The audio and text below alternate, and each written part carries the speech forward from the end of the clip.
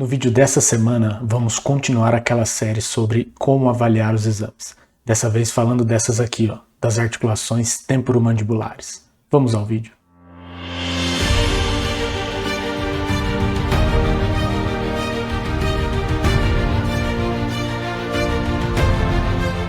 Muito bem a todos que estão chegando aqui agora, meu nome é Paulo Agnolito, eu sou médico radiologista e nesse canal a gente discute os principais temas da radiologia musculoesquelética, a área nobre da radiologia. Então se você tem interesse nesse conteúdo, considere se inscrever ativando o sino de notificação aqui embaixo para você receber um aviso sempre que eu postar vídeos novos e também compartilhando esse vídeo. Pessoal, então para a gente avaliar uma articulação, ou para a gente avaliar as articulações temporomandibulares, existe um jeito para entender os transtornos discais, que são as principais patologias aí que a gente vai descobrir ou que a gente vai detectar nesse tipo de exame.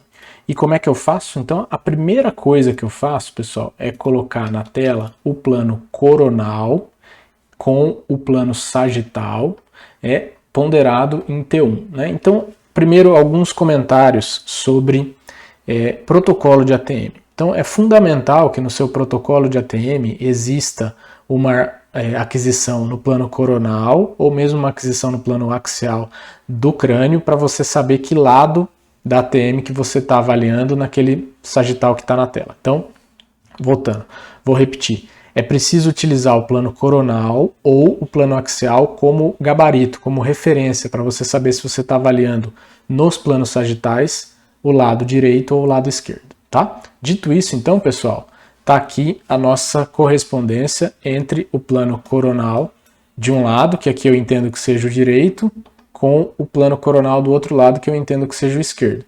E vejam que nesse momento a gente entende que a gente é completamente dependente de como as imagens vêm da máquina e como o seu biomédico adquiriu elas, tá? Então tenha cuidado de deixar eles bem orientados e bem treinados para te produzirem exames de qualidade.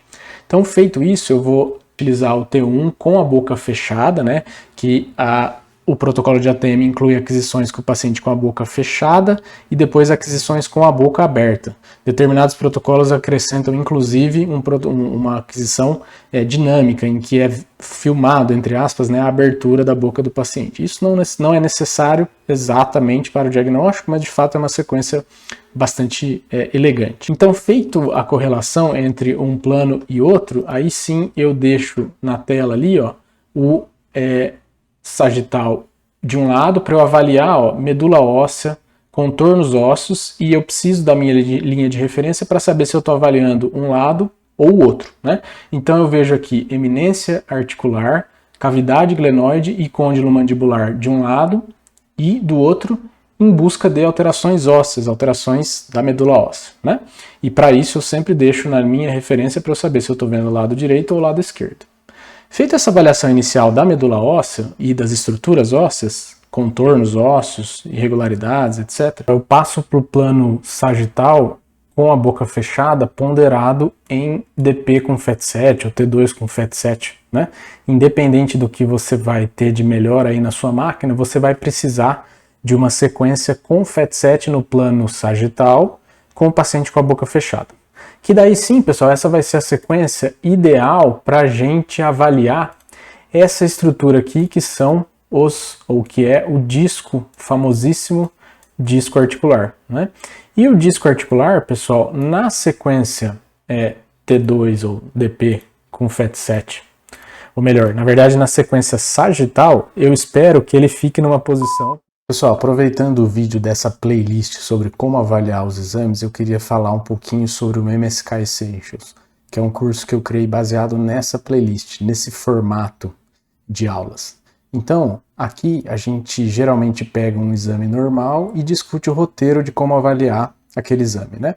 E o MSK Essentials é uma extensão disso. Lá a gente, além de discutir como avaliar um exame, a gente vê vários casos com patologias reais, em que a gente discute como identificar os principais achados e também como relatá-los. Então estou deixando o link para a página de inscrição do curso aqui na descrição e também estou deixando um cupom aqui de desconto específico para o canal. Uma posição bastante manjada aí, que é essa aqui que eu vou desenhar, né? Então primeiro eu vou desenhar os limites aí do disco para a gente entender o que eu estou falando, né? Então o disco vai ser essa gravatinha aí que eu acabei de desenhar para nós aí.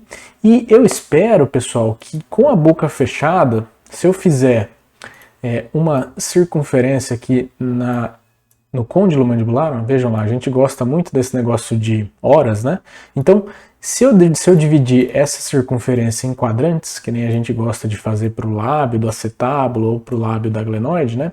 Então, vejam que se eu dividir essa circunferência aí em quadrantes, eu espero, pessoal, que o disco, vejam o que eu vou dizer, eu espero que o disco na sequência com a boca fechada, ou seja, no repouso, eu espero que o disco tenha contato com esse quadrante antero superior dessa circunferência que eu desenhei.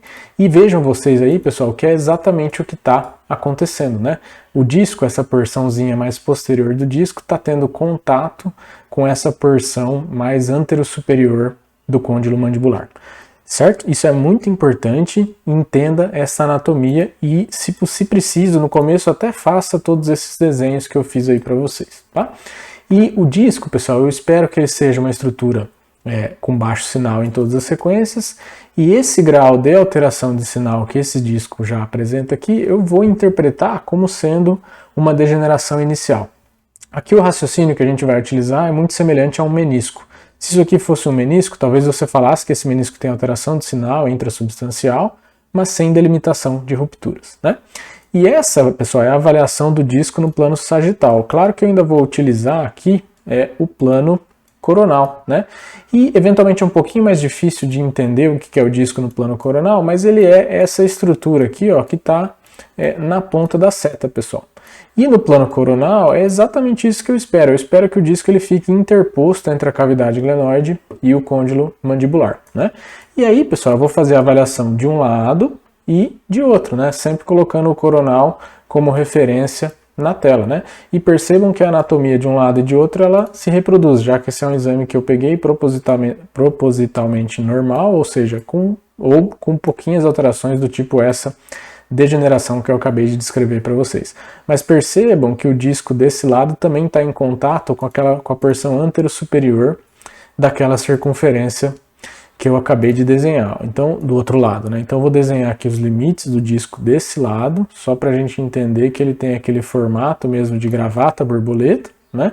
E vou desenhar aqui também aquela circunferência que eu fiz do outro lado, para a gente salientar aí, ou para a gente introspectar a ideia de que o disco precisa, no repouso, ficar em contato com essa porção antero superior da circunferência, como se reproduzia lá do outro lado.